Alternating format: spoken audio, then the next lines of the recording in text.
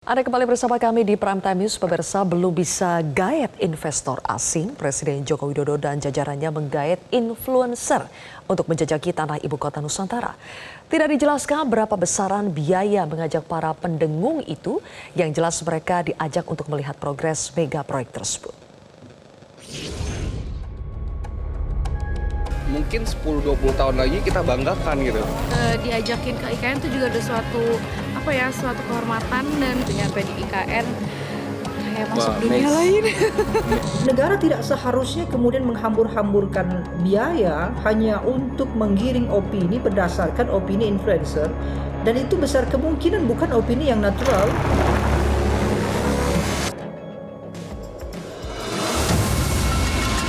Santap malam Presiden Joko Widodo di hari Ahad 28 Juli kemarin jauh dari riuh suasana kota.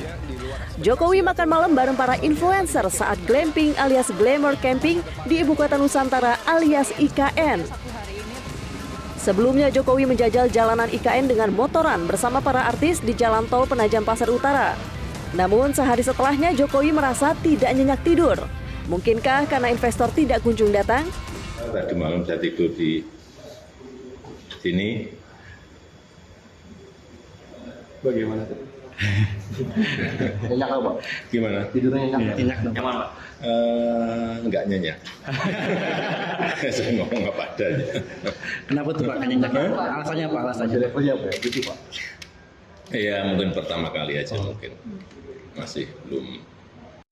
Meski begitu, para influencer mengunggah cerita berbalut promosi berupa video dengan editing yang apik hingga menuai beragam respons. Di antara seleb yang diajak adalah Raffi Ahmad dan Nagita Slavina hingga Atta Halilintar dan Aurel Hermansyah. Pakar politik menilai Jokowi menyukai pujian-pujian untuk membangun citra di tengah sejumlah persoalan IKN yang tengah disorot kebanyakan publik. Presiden Joko Widodo memang lebih menyukai hal-hal yang sifatnya itu pujian-pujian, termasuk juga bagaimana beliau membangun citra dan reputasi politiknya melebihi ekspektasi dari orang biasa. Dalam artian ketika IKN ini kemudian didengungkan oleh orang-orang yang secara normatif begitu ya, berkomentar tentang peluang-peluang yang minim, kemudian investasi yang juga belum begitu banyak, bahkan sudah mengambil dana negara yang cukup besar, sehingga Presiden memerlukan pembalikan realitas itu. Salah satunya adalah dengan menggunakan influencer. Kenapa? Karena influencer tentu tidak bekerja secara sukarela, apalagi digiring dan dibawa langsung oleh Presiden. Mereka tentu akan bekerja secara komunikatif dan itu sesuai dengan arahan dan juga harapan-harapan Presiden.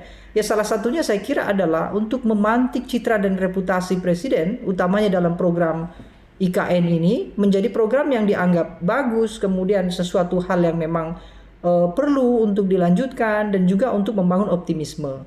Artinya Presiden hari ini dalam kondisi yang sedang tidak optimis.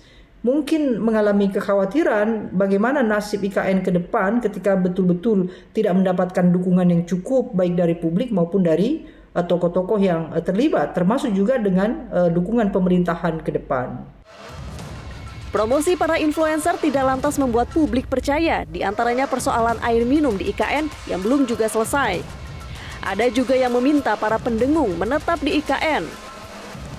Selain itu, langkah pemerintah yang kerap menggayat pemengaruh ini dinilai sudah biasa. Di sisi lain, Pak Presiden mengakui belum ada investor yang masuk. Lantas, IKN mau dibawa kemana, Pak?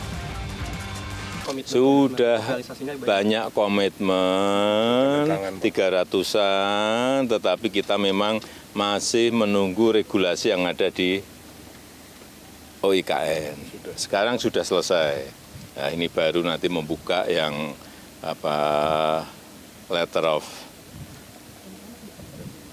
intent, letter of interest sudah masuk, yang sudah masuk itu akan mulai diundang lagi untuk melihat, dan kita lihat memang ya perubahannya kecepatan sekarang kelihatan. Tim Liputan Metro TV. Jelajahi cara baru mendapatkan informasi. Download Metro TV Extend sekarang.